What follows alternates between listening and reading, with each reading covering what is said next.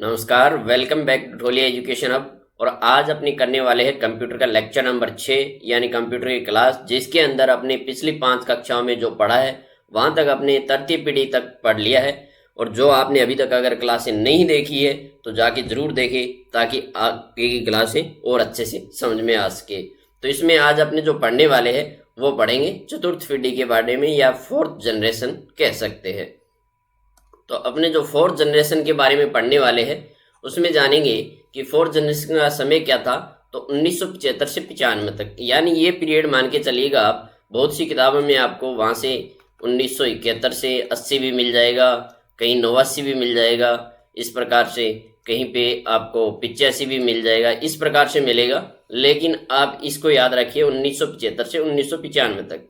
बाकी ये अगर कन्फ्यूजन क्वेश्चन है, आपको कहीं देखना हो तो ऑथेंटिक बुक में और चेक कर लीजिए, जो आरबीएसई या सीबीएसई की बुक हो वहाँ पे यही मिलेगा आपको।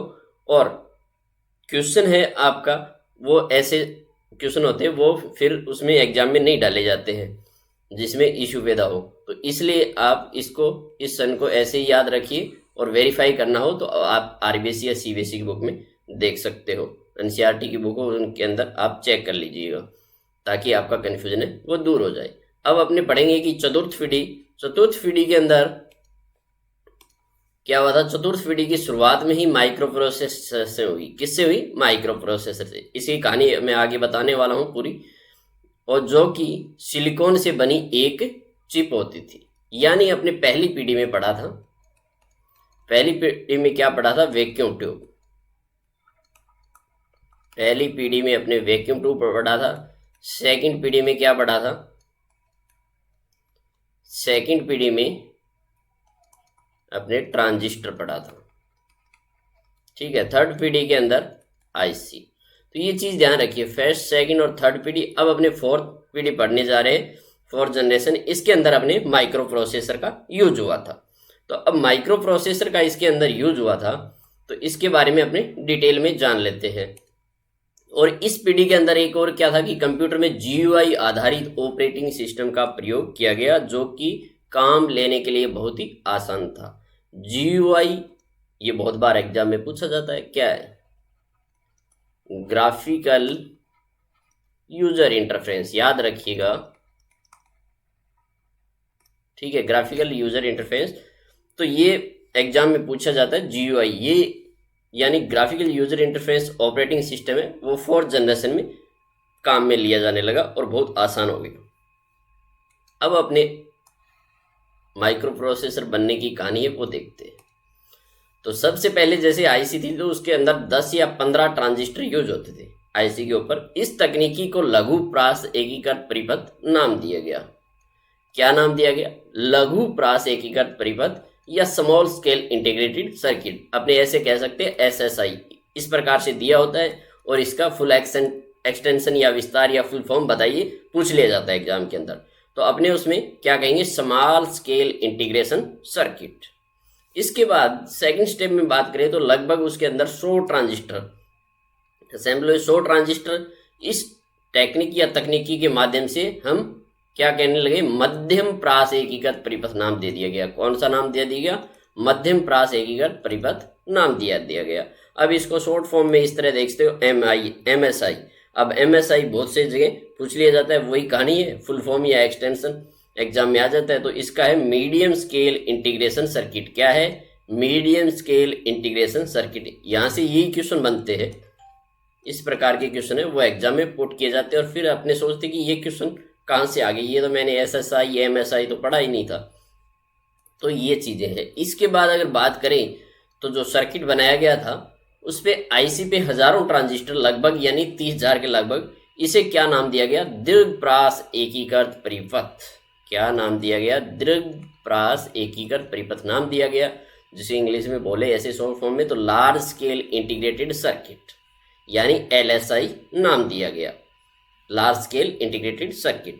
इसके बाद एक वृहद सत्र का परिपथ, यानी बड़े सत्र का जो परिपथ एक सर्किट बनाया गया तो वो एक छोटी सी चिप के ऊपर तैयार किया गया। इसे लार्ज स्केल आईसी यानी एलएसआईसी, लार्ज स्केल इंटीग्रेटेड सर्किट नाम दिया गया।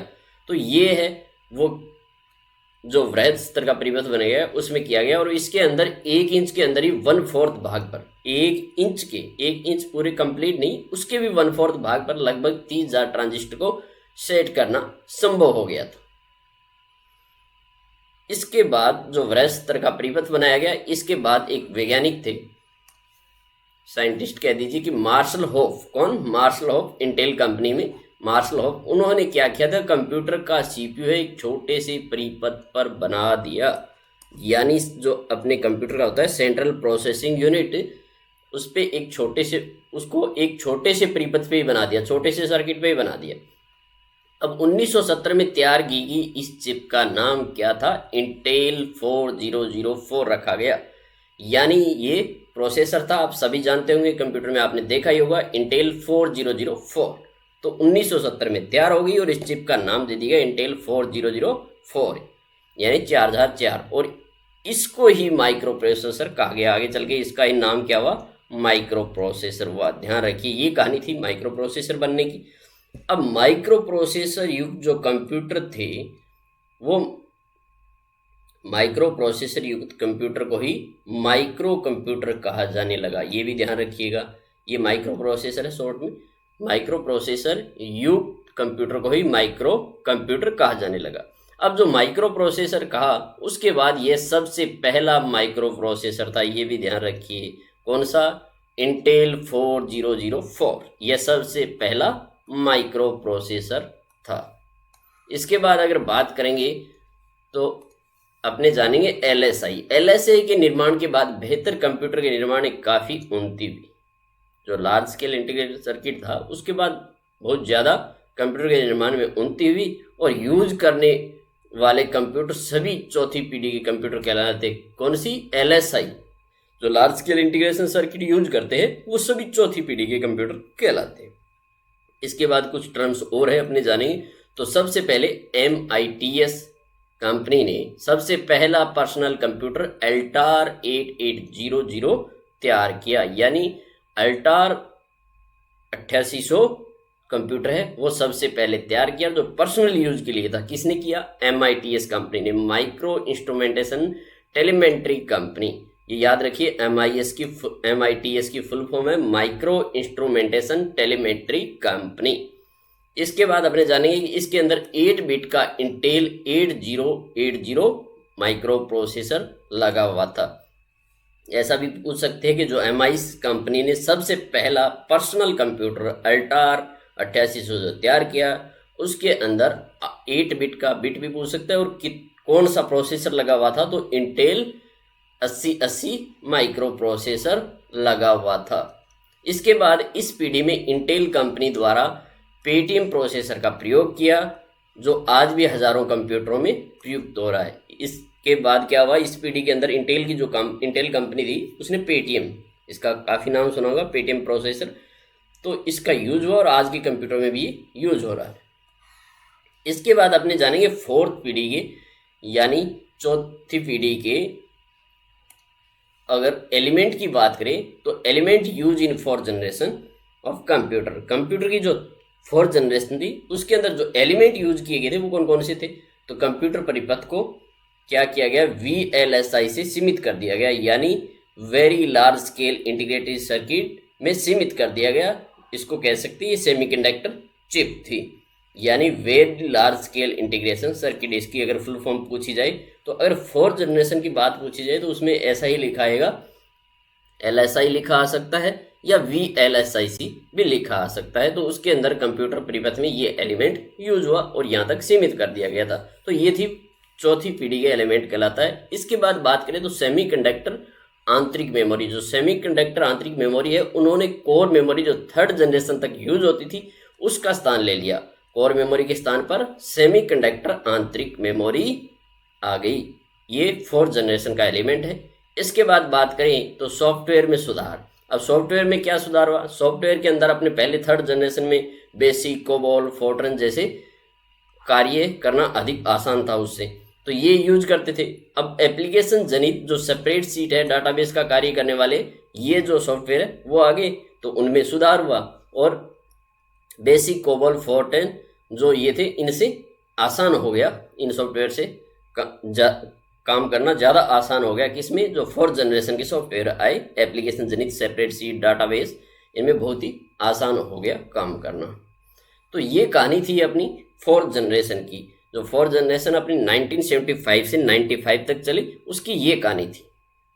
तो आपको आशा करता हूँ कि बहुत अच्छा समझ में आया होगा। और किसी भी प्रकार की क्वेश्चन की कोई क्यूरी हो तो कमेंट करके पूछ लीजिए। नए हो, पहली बार विजिट कर रहे हो तो चैनल को सब्सक्राइब करके बेल आइकन को प्रेस करना मत भूलिएगा। और अपने दोस्तों को ज़्यादा से ज़्यादा शेयर कीजिएगा ताकि उनका ज्ञान भी और डेवलप हो सके। हमारे द्वारा दी गई जानकारी कैसी लगी, वीडियो को लाइक शेयर कमेंट करके, चैनल को सब्सक्राइब करके, बेल आइकन को प्रेस करके ज़रूर बता दीजिएगा। नेक्स्ट अपडेट आए, तब तक के लिए जय हिंद, जय भारत, वंदे मातरम।